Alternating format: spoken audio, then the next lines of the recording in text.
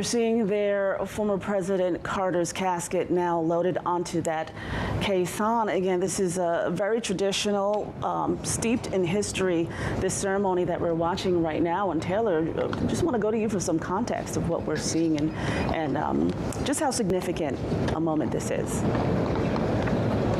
Yeah, it's I've learned a lot reading up about it in the last few days ahead of this ceremony, Lori. This caisson is technically a part of the military, technically a part of the Army.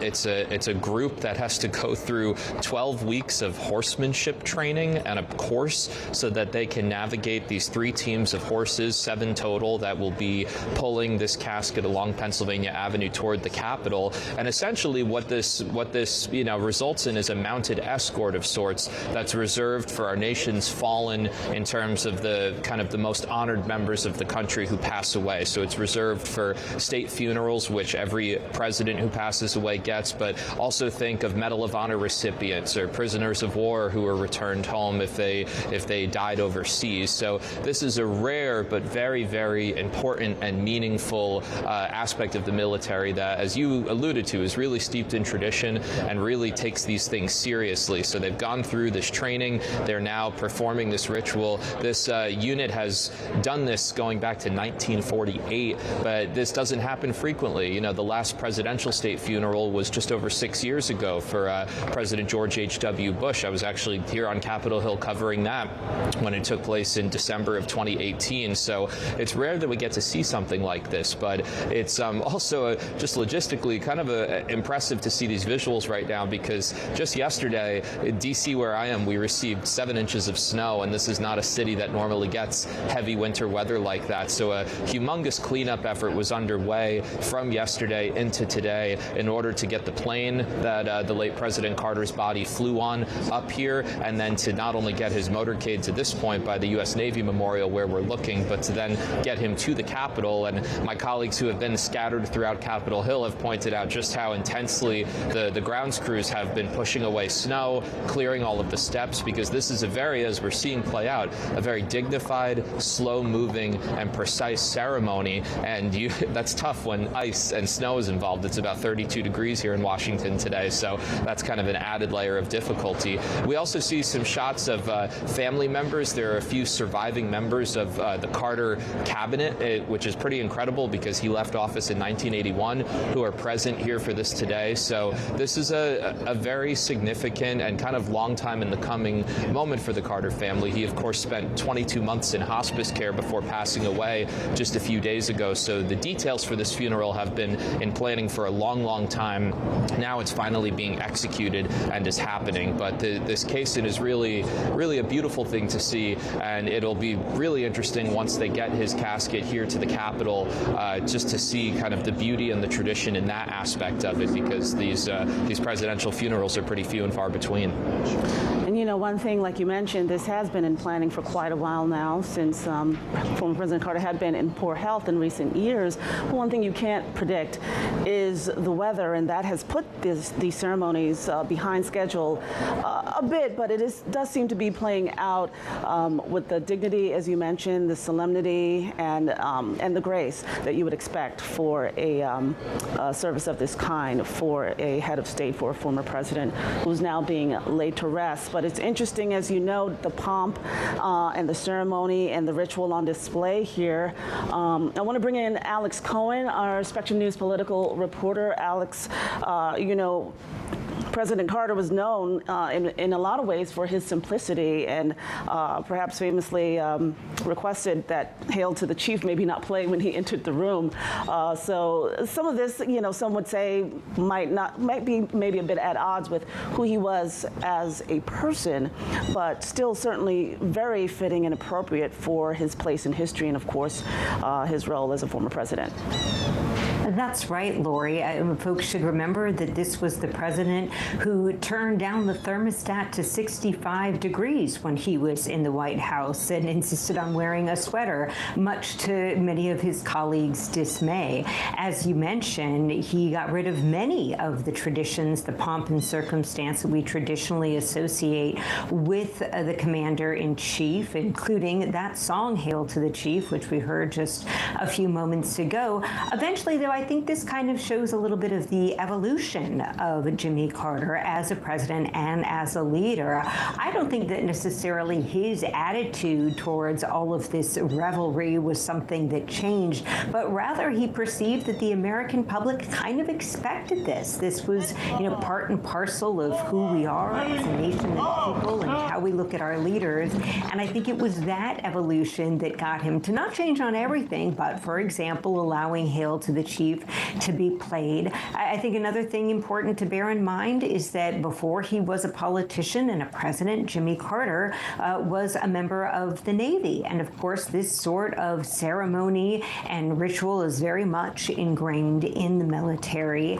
and I think very much in keeping with his life and times, what you're seeing here today, Lori. Thinking about that presidency, he was a one-term president, quite famously, and his presidency was marked by a lot of crises. One thing that is significant, though, when you think about his role as president, that Jimmy Carter was an outsider, came to Washington as an outsider, and this is symbolically marking his return to Washington, D.C. I just want to get your thoughts on his role in that respect and how the nation's capital will now come together to honor him. It's a great question, Lori. I was going back and looking at footage of him on a game show from very early on in his career when he was governor of Georgia. No one knew who he was. He came from this tiny little town, Plains, Georgia, with a population of less than 300 people. It's very par for the course these days to talk about an outsider coming into Washington, D.C.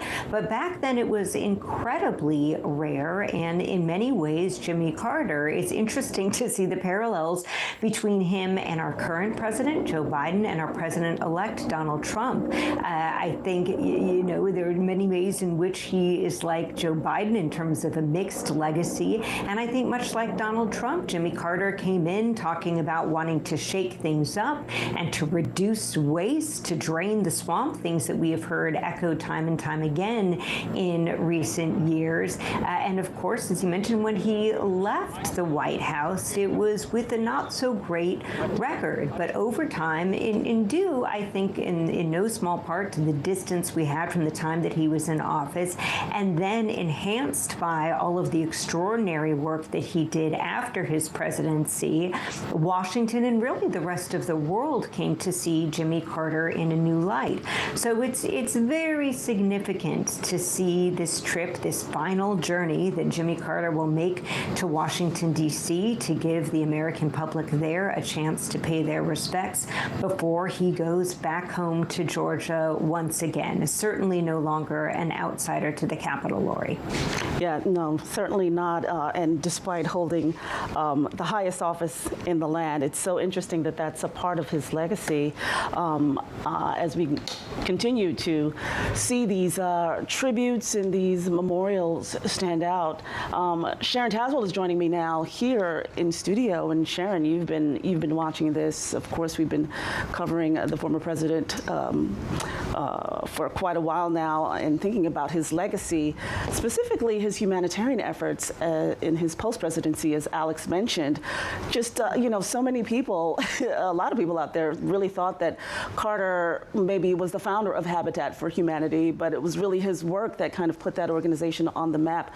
What stands out to you when you think about the work that he did after leaving office? You're exactly right, Lori. I think the words that come to mind when you think of former President Jimmy Carter, compassion and service. He definitely lived up to that. As Alex Cohen had just mentioned, he really was a farm boy. He came from a small town of 700 people, Plains, Georgia, he was the son of a peanut farmer, you know, and he went back home to help make sure that that peanut farm was able to still thrive after he left the Navy. You know, but Habitat for Humanity, exactly. A lot of people think, oh, Jimmy Carter, he created it. He did not start Habitat for Humanity, but he played an integral part, as did his wife, Rosalind Carter, both of them. The Carters have been working with Habitat for Humanity since 1984, and their inaugural Carter Work Project took them to New York back in September of 1984. And they've really rallied thousands of volunteers and even celebrities over the years to take part in their mission and help Habitat become internationally recognized. So what is Habitat for Humanity? They go in and they help and they serve the people who need housing, and they would provide affordable housing for people, and not just here in the U.S., but around the world. The Carters worked alongside approximately 104,000 volunteers in 14 countries to build, renovate, and also repair over 4,300 homes. So his acts of service and going back to his childhood years of those simple times and making sure he looked out for others, he really and truly was a humanitarian looking out for those around him. You know, what's so significant and so meaningful when you think about specifically that Habitat for Humanity Right. Service is that even in his advanced years and failing health, when he didn't feel well, he'd still show up with, you know, put on that carpenter's belt and would get to work and would really lead by example. It's so interesting to see a former president serving in that way. Well, and then to go along with that, Lori, you know, we talk about the Carter Center. They were really committed to human rights and alleviating suffering for anyone, and they were really known for their groundbreaking work tackling neglected tropical diseases and also providing that health education. But again, that's where that Habitat for Humanity came in, where they were really able to show their compassion for others as well. Okay, and Carter's casket again is on its way to the U.S. Capitol, where there will be a ceremony in honor of his life and legacy. I want to go back to you, Taylor, just to talk about what we can expect there.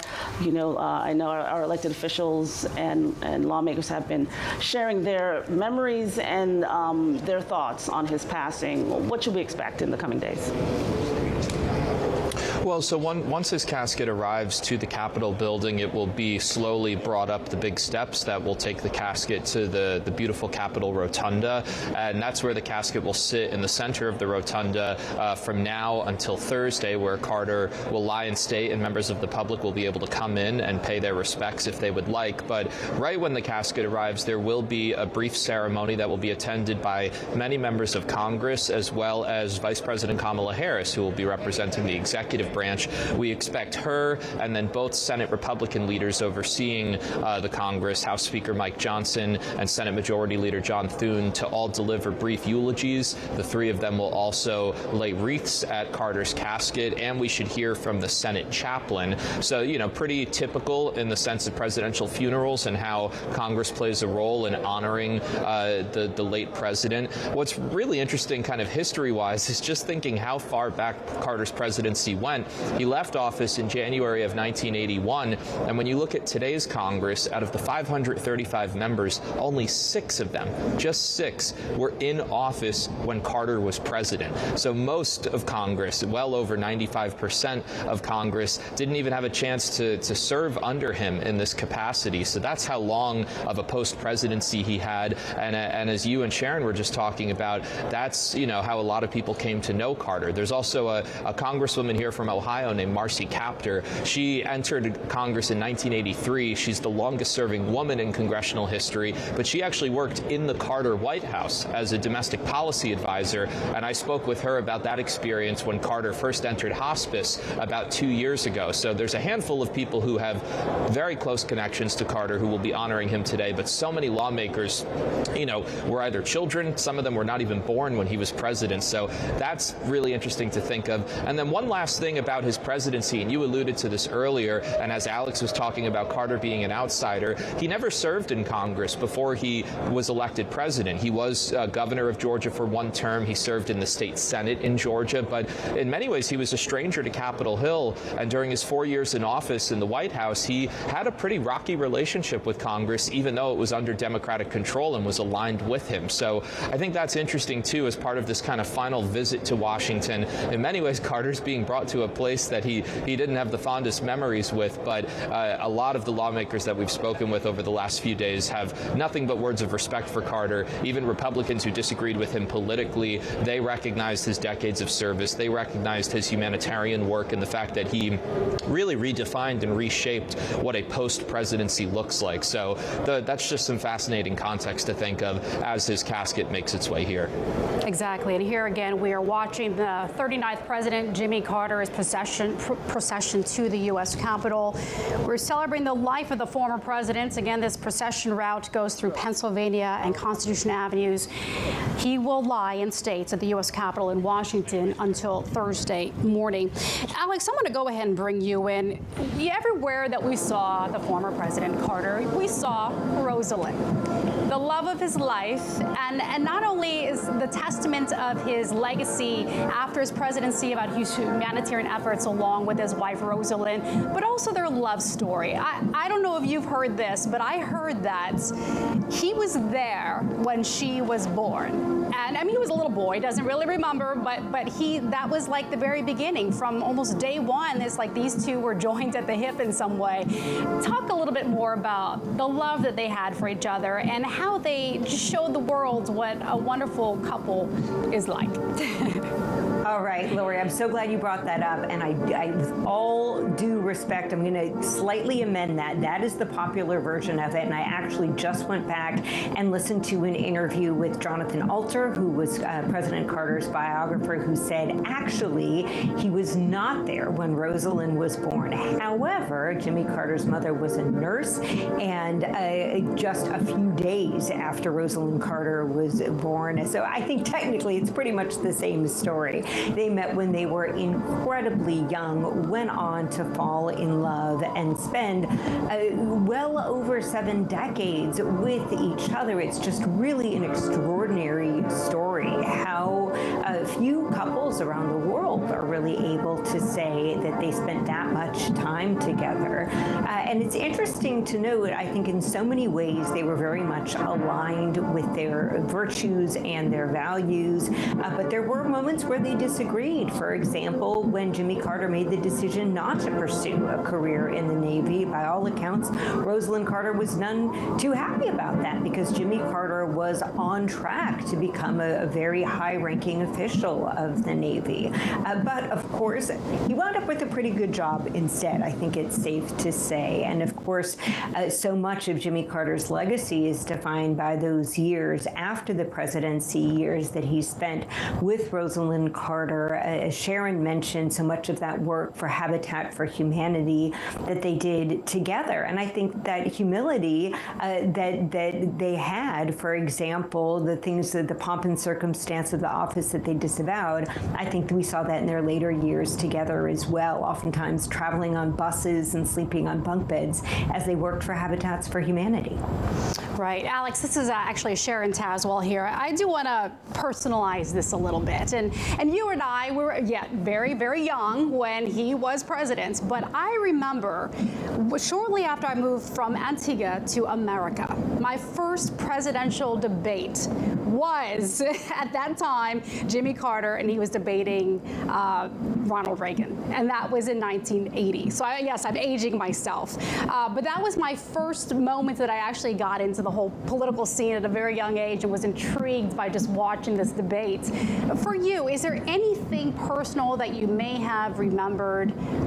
Maybe you're a lot younger than me, and you may not remember. But is there anything personal that you can maybe talk about? That was my first memory of Carter, him on that presidential debate stage at a very young age, and it was my first memories of coming to America. Well, I will say I'm right there with you. It was a wonderful era. I think it's fine for us to date ourselves. I remember Right. I actually shared with our editorial team earlier this week, there is that classic image of Mr. Peanut, the peanut with the monocle. And I was so young when Jimmy Carter was first elected, and I think it was confusing to me that he was a peanut farmer. And I remember a kid at school pointing to that picture of the peanut with the monocle saying, that's Jimmy Carter, and thinking very odd that our president would be this cartoon character. Of course, eventually we realized that was not the case. And what I really remember the most as a child of the 70s growing up here in California was Carter's conservation message. As folks might recall, with limited gas resources, California is car country. We drive everywhere. And Jimmy Carter was the one who got us in a situation where we could only fill up our cars with gas on certain days of the week. It just seemed like such an alien concept. There were a lot of people out here who were none too happy about that, but my parents were old hippies, so they were all for let's conserve gas and not drive as much. So I remember the fact that his environmental message was very different for us here in California. Thanks for sharing that, Alex. I'm sure a lot of other people can relate to the things that you and I just spoke about as well. Here again, we're watching Carter's funeral procession to the U.S. Capitol, where he will lie in state until Thursday morning. The funeral procession is on its way. The order of the march is a military honor guard, advanced motorcade, National Color Guard, clergy, caisson, with where you see his casket is on. It's quite fascinating. I want to go ahead and bring in Taylor Papalars. Taylor, what can we expect once he reaches the U.S. Capitol? Well, Sharon, it's a beautiful ceremony, and I mentioned earlier in the conversation just that I was here just over 6 years ago when President George H.W. Bush had his state funeral and was lying in state at the U.S. Capitol, and you watch the incredible members of the military very carefully and very gingerly carry the casket up the many steps to the Capitol dome and then enter the rotunda where the casket will sit right in the middle. And for folks who haven't been to the U.S. Capitol, under the dome, it's a gorgeous sight, and it's extremely kind of moving and large, and you're kind of taken away by both the beauty and the size of it. So to have a former president sitting, lying in state right there is just very, very moving. But many members of Congress have stayed in town despite the snowstorm that hit D.C. yesterday. A lot of them were actually here because there was an election certification yesterday that people might remember to certify the 2024 election results. So many of those members of Congress will be in the rotunda to see Carter's casket come in, and there will be a ceremony that the congressional leaders will in many ways lead. We'll hear from the Senate chaplain, who opens the Senate floor each day with a prayer and counsels a lot of the senators on faith-based issues. And then we will hear brief eulogies from three very prominent political leaders: Vice President Kamala Harris, representing the executive branch, Senate Majority Leader John Thune, a Republican senator from South Dakota who just took over for Mitch McConnell as the lead Republican in the Senate, and then House Speaker Mike Johnson, the Republican Louisiana congressman who just won re-election to stay in his position. So they will offer eulogies. The three of them will then each lay a wreath at Carter's casket, and it will be a shorter ceremony, but widely attended by prominent folks here in D.C. And then from this point in the early evening on Tuesday until Thursday morning, Carter's casket will lie in state in the Capitol. It will be guarded by members of the military, an honor guard, if you will, around the clock as mourners come in and pay their respects.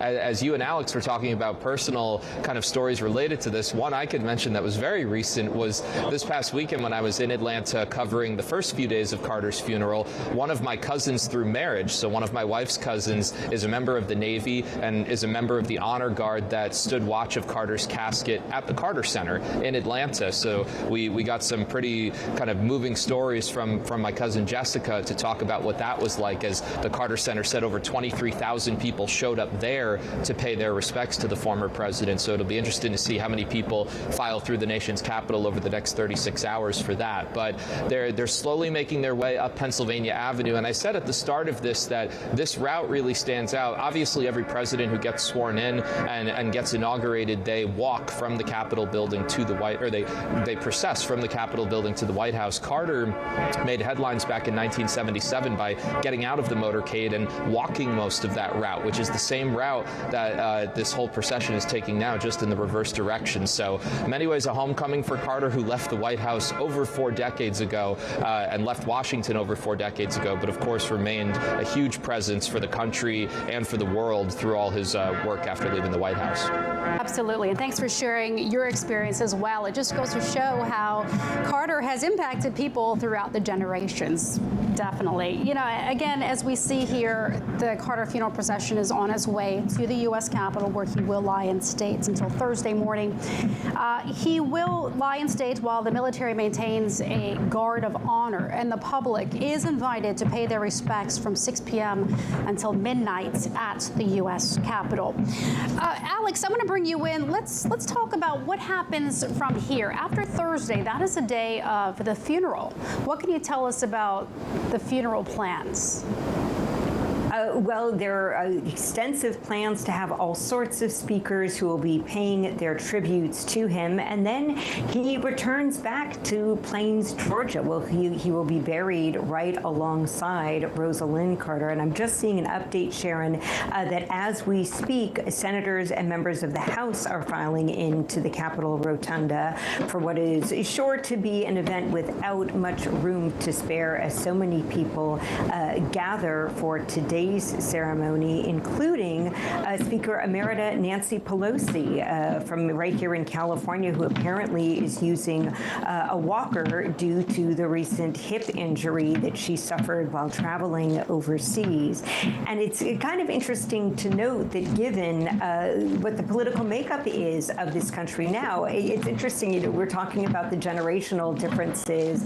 I saw a friend of mine today who is significantly younger than I am, and we were talking about Carter's funeral, and he said, is Carter a Democrat or a Republican? Was just so not connected at all to his presidency that he honestly didn't know. Carter, of course, was a Democrat, but given the fact that right now you've got Republicans in control of the Senate and control of the House, many of the speakers that we will be hearing honoring Jimmy Carter's life are in fact Republicans, folks like John Thune and Mike Johnson. And I think it's a very interesting moment as we're seeing such sharp contrast between these two American political parties in so many ways, that today will be a day that calls for Republicans to, one would think and imagine, find the kind words to say about a Democrat, a member of the opposite party. Right. Well, you're absolutely right. Again, he came from humble beginnings. You know, I heard that he was the first president born in a hospital at home. He did not have electricity. He did not have running water when he was first born at his home. Very humble beginnings, and I think maybe that may play a role into the type of person he became as an adult as well, just ensuring that everyone else was taken care of. Talk a little bit more, if you can, Alex, just about his humble beginnings as a child, growing up on a peanut farm in Plains, Georgia. Yeah, absolutely. I mean, really extraordinary to think about the fact that there was no running water, the fact that being born in a hospital was considered to be kind of a modern state of affairs at that time. And I think that the fact that he grew up without much, in many ways influenced his approach to being the leader of this country. You know, when we talk about him turning down the thermostat at the White House, or even many of the things, I can't remember which diplomat or person of import it was who was there at the White House and was very enraged that there wasn't a hot breakfast being served, because that's what you got in the White House. And Jimmy Carter basically said, no, there's no reason to spend taxpayer dollars on this. You know, you get your cold Danish, you get what you get, and you don't get upset. And I think this really harkens back to his earliest chapters of life where he realized that you could certainly have a life and live without much, and sometimes that is what we need to be called upon to do. I was also, Sharon, just happening to notice a picture of Jimmy Carter's inauguration, his procession, in that very same pathway that we see folks walking down now. And at that time, Jimmy Carter and Rosalind Carter and their daughter Amy really surprised the crowds who had gathered because they got out of the limousine to actually walk to the White House, which was something that was quite unheard of. And it's just, again, such an interesting kind of contrast of there is all this ceremony, there is all this pomp and circumstance, and it was something that Jimmy Carter eventually wound up coming around to. But he didn't, we think about former presidents and the millions of dollars that they often can make after their time in the White House and speaking engagements and all sorts of other things. And that was even when he left the White House. Jimmy Carter led a relatively simple life. He wrote plenty of books. I think 32 is the number that sticks in my mind, and he was able to make some income based on that. But really not the extravagant lifestyle that he could have gone on to have in many ways if he had so chosen. He chose not to. Well, absolutely. He's the author, as you said, of 32 books, many of which are now in revised editions. Taylor, let's talk about his presidency. We always say that it seems like Carter was really known for his humanitarian efforts after being president of the United States of America. What are some of the pros and the cons, I guess, people remember of Carter during his presidency?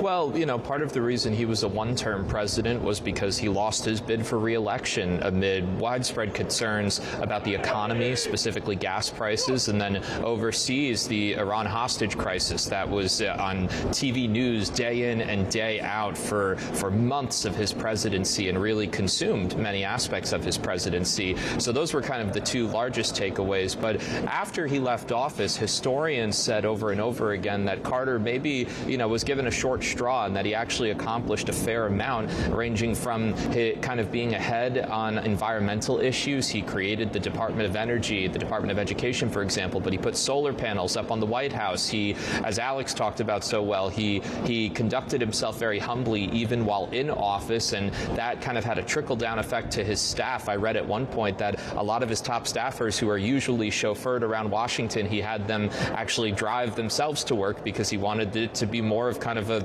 humbled profession. But then some people criticized that and said those folks need to be reading and writing and figuring out what's going on in their jobs while they're being driven to and from their homes. So there's a lot of his presidency that's been scrutinized because it was so long ago, over 4 decades ago. But as Carter kind of rehabbed his public image in those decades since of doing the humanitarian work, of doing Habitat for Humanity, a lot of people looked back at his presidency and said, maybe there were aspects we got wrong, or even if we disagreed with steps that he took politically during those times, we respect the man and how he's conducted himself since. So it's really interesting, but there were some tense moments during his presidency. There was a time where he asked his whole cabinet to resign because he got input from various Americans and basically said that we need to kind of reshape how we're doing things, and I'm frustrated with things. If that happened in today's terms, that would be major international news, and we would be talking about it. And obviously all of the foreign policy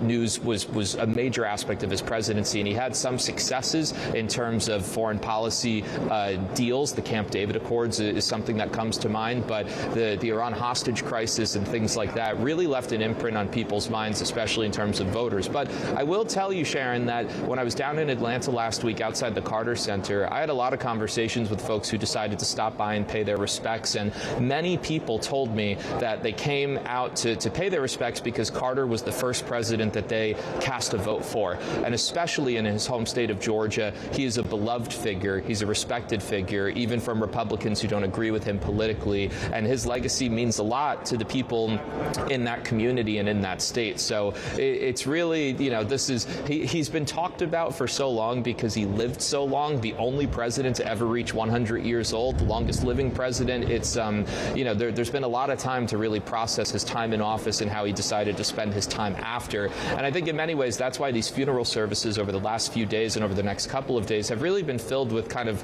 being in awe of this man's legacy, how long his life was, and how he conducted himself even after facing a really pretty embarrassing re-election loss that sent him home to Georgia, but then prompted things like the Carter Center being created.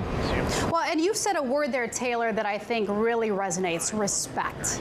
I believe that this is a man, no, he was not a perfect president by any means, as is any president, but he has earned the respect and validated that in so many different ways. You know, it looks like right now the procession has reached the north barricade of the Capitol, and then they will move into the Capitol Plaza, as we're seeing now. Once they are there, the late president will be carried by military body bearers into the rotunda, where members of Congress will pay their respects with a service that will start shortly. Taylor, you mentioned you spent time in Georgia, and you gave us some of the stories that people were saying. For example, someone saying he was the first president that they voted for.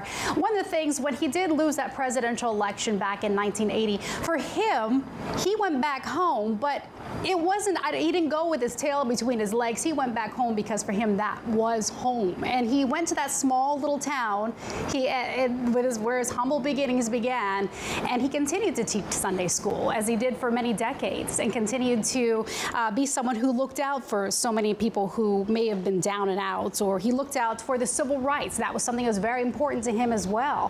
What are some of the other sentiments of the people you spoke with in Georgia about Carter? Well, everybody that we interacted with down there seemed to have a personal story connecting themselves to Carter or his family. We met a gentleman who said not only was he at Carter's inauguration day in Washington and had been selected while a student to be one of the kind of banner holders for his high school marching band as they performed, but that back in Plains, his mother was a hairstylist in the county that Plains is in, Sumter County, and cut the hair of the Carter family's longtime nanny. And so he felt a connection there. We also had a really interesting conversation with a senior advisor from the Carter Center named Laura Newman, who has worked at the Carter Center for 25 years, and she shared really interesting personal and professional stories relating to Carter. Personally, she adopted her daughter from Guatemala years ago, and former President Carter was her reference for that adoption, and he was able to help out, obviously a very influential reference, was able to help out when there was some red tape that she and her family had to get through to bring her daughter home. And then professionally, she talked about how when Carter returned to Georgia after losing that re-election bid in 1981, he was very defeated. He was still pretty young. He wasn't even 60 yet, and he was trying to figure out what to do. He and Rosalind felt that they had been kind of forced into retirement, and they didn't want to do that. And so they opened the Carter Center the next year, and they really defined, or redefined, I should say, what a post-presidency looked like. I think it was Alex who mentioned earlier, you know, he didn't start joining expensive boards where you get paid handsomely or go on the speaking circuit and become a millionaire. He did write books, but he developed the Carter Center, and he continued to be a voice on the world stage. He really led some incredible transformations. For instance, in Africa, he helped do away with a disease that was plaguing almost 3.5 million people called guinea worm disease. Through the Carter Center's work, they were able to eradicate that. I think most recently there were just 7 cases there in Africa, which is just stunning. He also commented consistently on world affairs, on political affairs, and on how certain presidents were doing, which was really unusual. Sometimes that irked people, especially current presidents in office, because usually former presidents kind of, you know, go into the shadows and they enjoy a quiet post-presidency. But Carter didn't want to do that, and he lived so long that he continued to do that work well into his 90s before his body really slowed down and he entered hospice. So in that sense, those are the stories that we heard so much about when we were down in Georgia, when we were outside the Carter Center. And here in Washington and on Capitol Hill, you have a whole lot of political nerds like me who love presidential history and who have either the members of Congress who interacted with him, especially in the years after through the Carter Center, or have studied up on him. As you alluded to, they might have disagreed with him politically. They might have pointed out, you know, down moments in his presidency, but I've yet to find a member who doesn't respect the Carter legacy and the work that he and Rosalind were able to do, both in their political careers, but then in their humanitarian careers after they left the White House. Yeah, it's beautiful to hear what people have to say, people who are close to him or felt close to him because of all of his work. Alex, I want to bring you in right now. Let's talk about Thursday. That is the day of the funeral. Talk about who will be there in attendance. Well, what we know is that President Carter's body will leave the nation's capital at 9 a.m. There will be yet another ceremony then. A procession will head to Washington's National Cathedral, where there will be a national service that will take place later that morning. And at that point, the family will accompany the coffin. They will go back to the Joint Base Andrews to fly back to Georgia.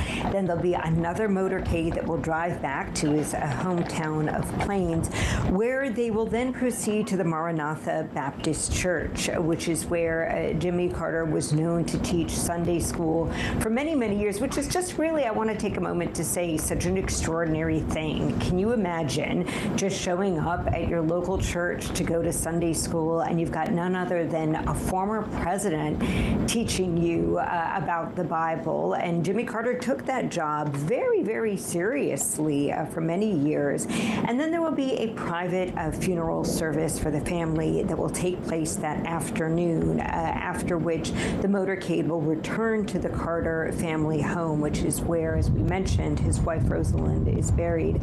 And at that point, Sharon, what we know is that the Navy, of which he was once a member, will conduct a ceremonial flyover, which is, again, not only a tribute to his work as president, but also as a lieutenant in the Navy. And then there will be a private interment ceremony that will happen later that afternoon. And in some ways, if you kind of zoom out back and you look at this week in its entirety, it's really kind of a tremendous full circle in many ways of his life. You know, the small and humble beginnings in Georgia, although I think, as Taylor just mentioned, 23,000 people coming to visit you is certainly no small feat. But I think that kind of push and pull between the small town Georgia boy and the man who eventually went on to become president, we're seeing in this week really the full gamut between what we're seeing now, this massive, incredibly formal ceremony in our nation's capital, with much more private, smaller ceremonies being held in his home state of Georgia. And it really encompasses Jimmy Carter's life itself. It really does. And as you mentioned, there will be a private graveside burial service. And I'm understanding that you'll be able to see that plot from his front porch of his home. Again, a very humble home, nothing extravagant by any means. You know, going back to talking about people who he has helped along the way. Many years ago, I interviewed someone. This was back in North Carolina, so anybody from North Carolina who's watching, he was part of the Mariel boat lift where his family came from Cuba, and Carter had a hand in that. And he was just a little boy coming on that boat, and he said he remember opening his eyes and he saw the American flag, and that's when he had his first Coke and some chewing gum when he landed in Florida.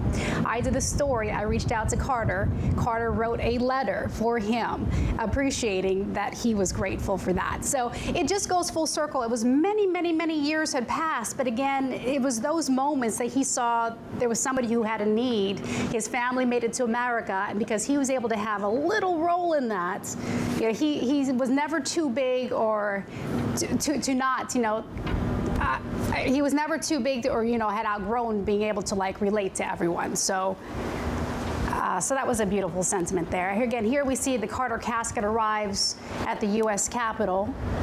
Let's go ahead and listen in.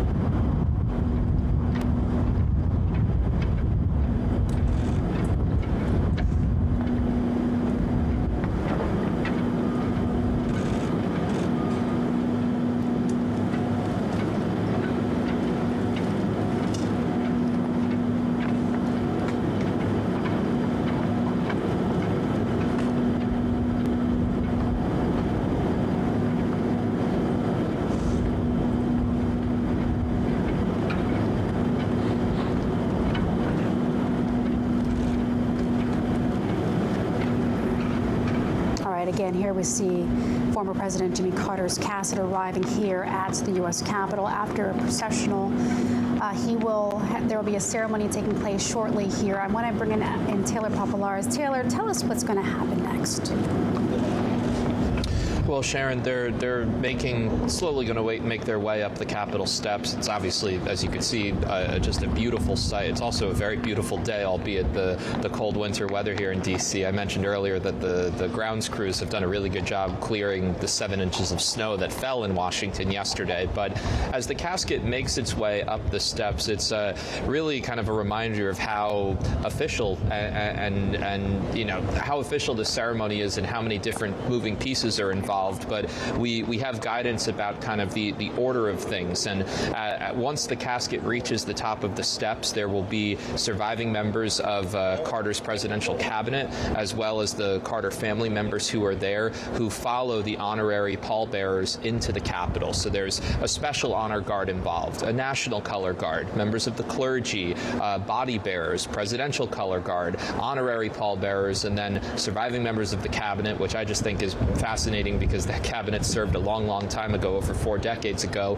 And then, of course, the Carter family, who have been traveling and taking part in all of these ceremonies since they started last Saturday. You know, the Carters lived a very long time, both President Carter and former First Lady Rosalind Carter, and they had a huge family, 4 children, multiple grandchildren, a lot of great-grandchildren. The children themselves are a bit older now. Chip Carter is in his 70s, who we heard speak at the former president's first funeral service in Georgia over the weekend, but they were able to fly on a plane that is often referred to as Air Force One, though it had a different name this time around today, Special Mission 39, to fly up from Georgia here to Washington, and they're pretty much following the patriarch of their family every step of the way. But we're going to see a very impressive ceremony play out where this casket is slowly but very beautifully brought up the steps into the rotunda, where then it will be placed on a simple piece of wood, essentially, that has been used for all presidential state funerals dating back to Lincoln, and the services will get underway inside the Capitol rotunda. You mentioned family, Taylor, and his grandchildren are honorary pallbearers, which is quite an amazing sight to see. And yes, this is beautiful to watch, just how this is all unfolding as we're about to watch the casket be taking up the steps there. Alex, I want to go ahead and bring you in. Excuse me. I want to go ahead and bring you in. He's the longest-lived president at 100 years of age. At this point, it's a celebration of his life, really. Let's talk about his views on death. It's really extraordinary to think, Sharon, not just that he lived to be 100, but there were plenty of instances due to several health incidents where Jimmy Carter thought that maybe he would not last as long. And given how many years he had lived and many of his experiences, Jimmy Carter was not apprehensive, it would seem. I'm looking at a quote of his right now where he said, I was absolutely, completely at ease about death. And it's interesting to note that it wasn't always this way. As a boy and a young man, Jimmy Carter expressed very deep and serious concerns and worry, anxiety about death, in no small part because he was devastated at the thought about being separated from his family, and especially his parents, people that he thought were the core of his existence. And it was just really unfathomable that he wouldn't be with them forever. And even though Jimmy Carter and his wife, Rosalind, lived very, very long lives, many of Jimmy Carter's immediate circle did not. His father died in his 50s. Several of his siblings passed away after bouts with cancer in their 50s. His grandson, Jeremy, died of a heart attack at the age of 28. So Jimmy Carter was confronted by those who had to face death, and he saw in them a real bravery.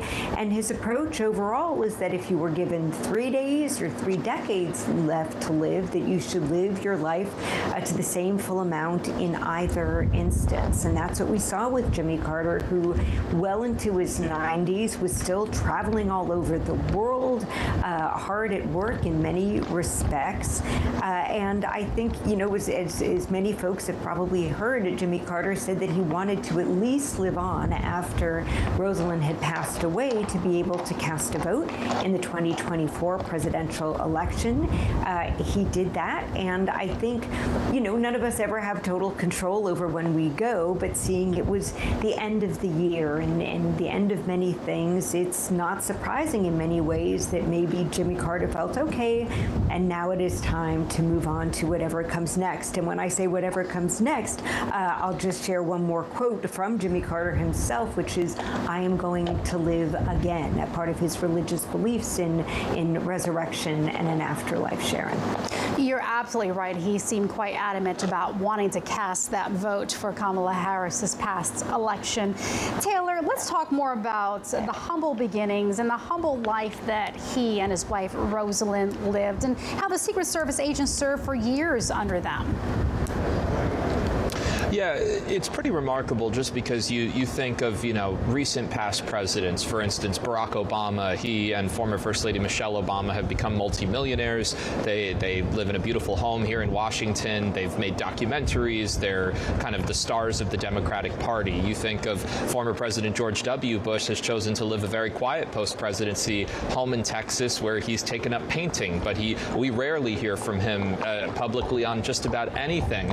The Carters kind of did a really took their own unique path where they went back to the house that they raised their family in that tiny town of Plains, Georgia, and they stayed in that house forever. They were known to go for walks out in their neighborhood. They would have a couple Secret Service agents in tow because former presidents lived the rest of their lives with Secret Service protection. I read at one point that the Secret Service had to protect the Carter family for so long that some of the original agents had children who then became adults, who then entered the Secret Service and joined the Carter family's detail. That's how long this family was in public life, but they also lived so simply and so humbly, both in that home in Plains. When we were at the Carter Center in Atlanta last week, the senior advisor we spoke with told us how for a long time Jimmy and Rosalynn Carter would spend 1 week a month at the Carter Center in Atlanta, which is about 2.5 hours north of Plains, and they actually had the equivalent of a studio apartment that was in the Carter Center building between their two offices. It was once featured on 60 Minutes. It had a Murphy bed,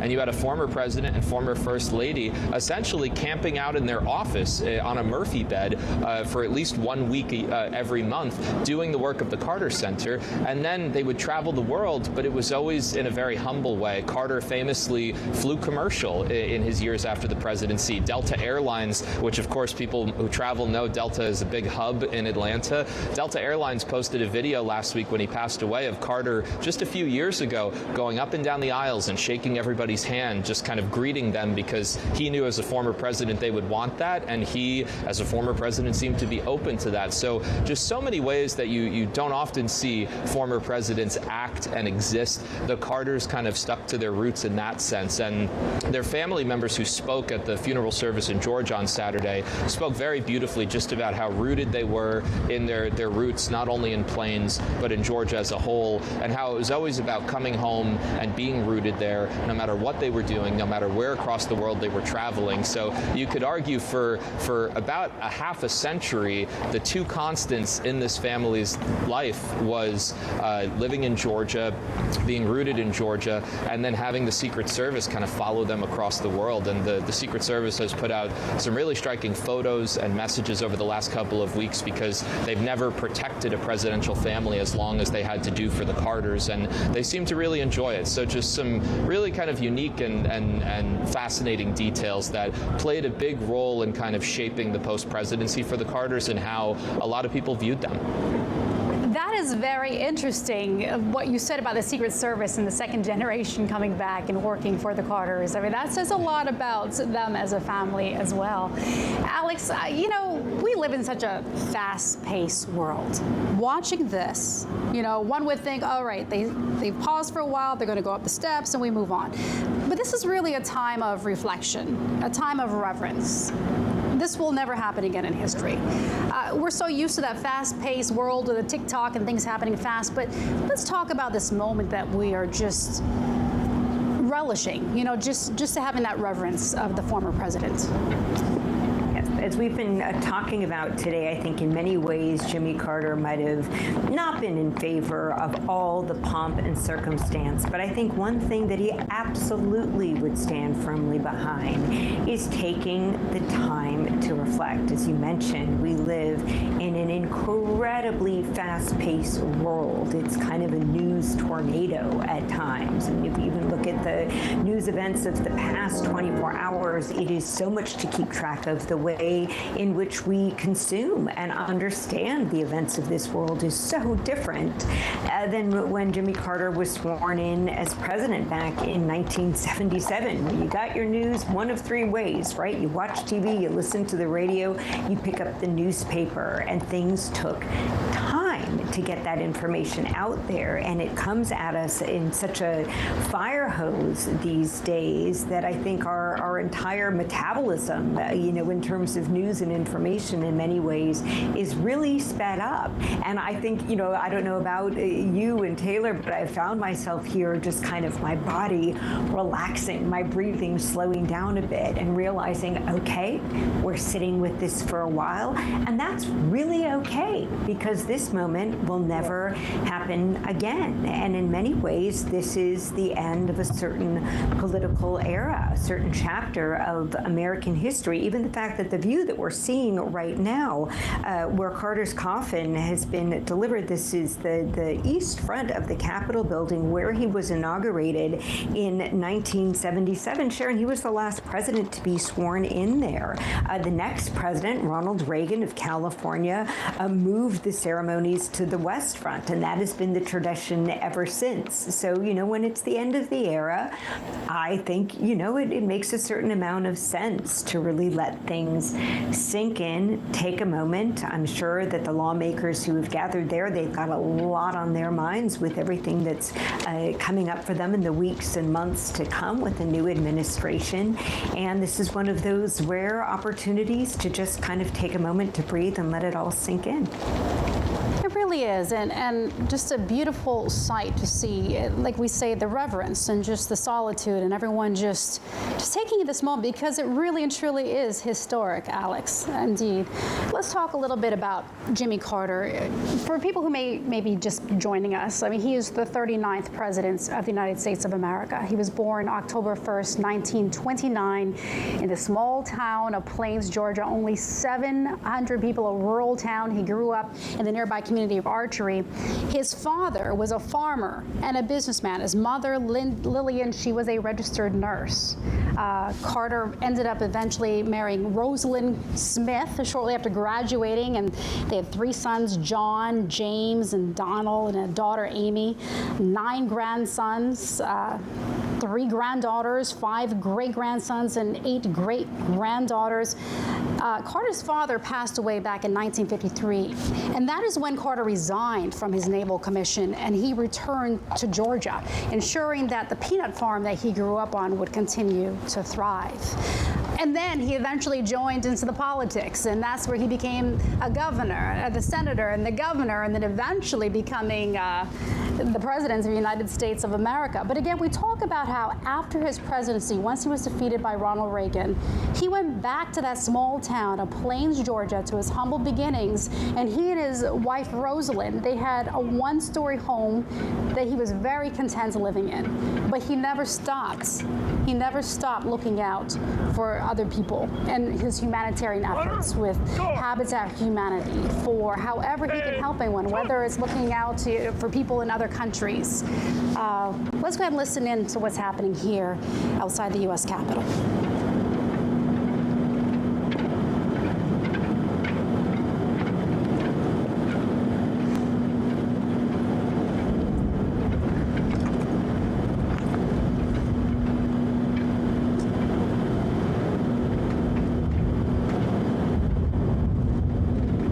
Capitol, the late president will be carried by military body bearers into the rotunda. Remember, members of Congress will pay their respects at a ceremony. Invited dignitaries, vice presidents of the United States, members of Congress, the Supreme Court, governors, and the mayor of D.C. will be there. The cabinet, diplomatic corps, and joint chiefs. You're seeing a beautiful shot here of inside the rotunda where those dignitaries and family members are waiting for this ceremony and for the arrival of the casket of former President Jimmy Carter.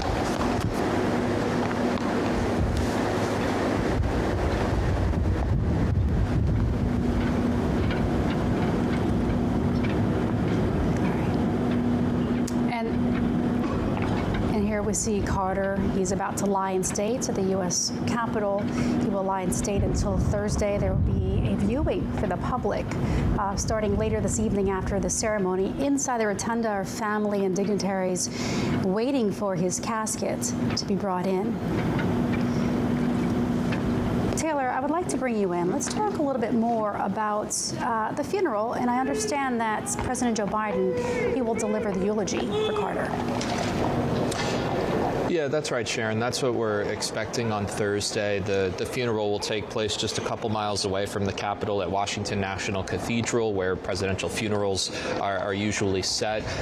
Normally, all living presidents do attend, and we know President-elect Donald Trump has said he'll be there. I'm assuming the Clintons will be there, as well as the Bushes, but Biden will attend as the current president. And what stands out about him delivering a eulogy is that he had just entered the U.S. Senate when Carter was launching his bid for president, and Biden became the first sitting U.S. senator to endorse Carter for president. So it's a reminder of how long both of these men have been on the political scene nationally, but also how long of a bond they shared. The Bidens were actually the first presidential couple to visit the Carters in planes a couple of years ago, so they maintained a close relationship there. But after Carter has the ceremony in the rotunda, and after he lies in state for about 36 hours into Thursday, his body will then be taken to the cathedral for that ceremony before being taken home to Plains to be laid to rest next to his beloved First Lady, Rosalind Carter.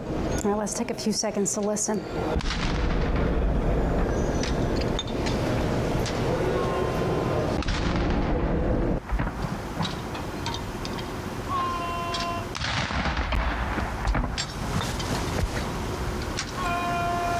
Again, Carter will lie in state at the U.S. Capitol until Thursday morning, where he will be eventually taken to his home of Plains, Georgia. Taylor Papalaris, Alex Cohen, I thank you for your time and your commentary, and thank you at home for watching. I'm Sharon Tazwell. More news right now on Spectrum News.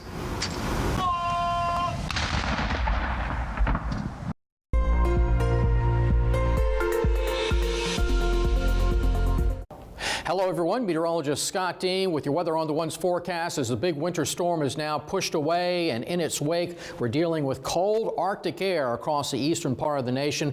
We also are going to now focus on what's going on in Southern California as the Santa Ana winds are really going to pick up later today through Wednesday, and that's going to increase the wildfire danger. Also, it looks like another winter storm is going to be forming late week into the weekend across the southern plains. But we'll start off in Southern California with the wind forecast, and you can see these numbers really increasing later on today into tonight, with those winds gusting over 40 miles an hour, and we could see some gusts, as you can see here, over 50 to 60 miles an hour. That combined with a very dry air in place means really dangerous fire conditions, so be very, very careful. It does look like things will start to wind down as we head into Thursday, but we're going to have to be very careful over the next 24 hours or so. Other than that, looking at quiet conditions, some snow showers in Colorado and also the lake effect snow machine going on, with some areas in upstate New York picking up several inches of snow.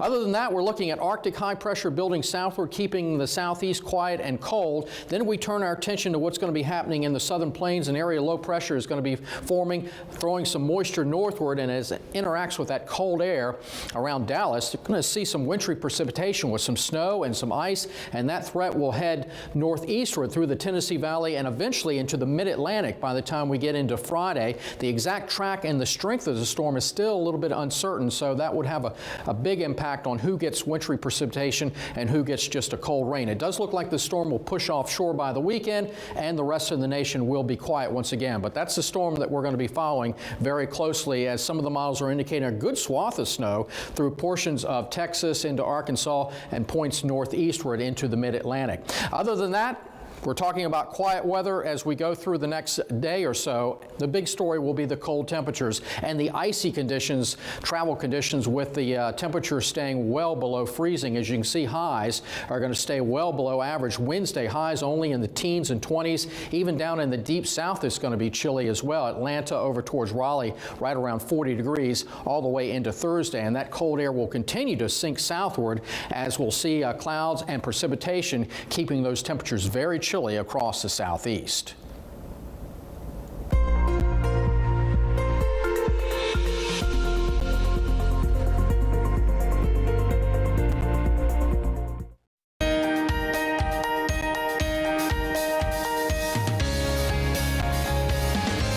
Bucket list venue for many young performers, the New Year's Day Rose Bowl. In today's high school spotlight, our Devin Bates introduces us to marching band members from Massachusetts who made the trip to Pasadena, California for a national audience. Get to think about, oh, I just did that, and everybody else has the same expression on their faces. The annual Rose Parade draws hundreds of thousands of people to Pasadena, and among the 24 marching bands from across the country, 6 Leicester High School students enjoyed their moment in the spotlight New Year's Day. I just remember turning the corner and there's more people I've ever seen in my entire life. Like, there were these big lights. It was really exciting.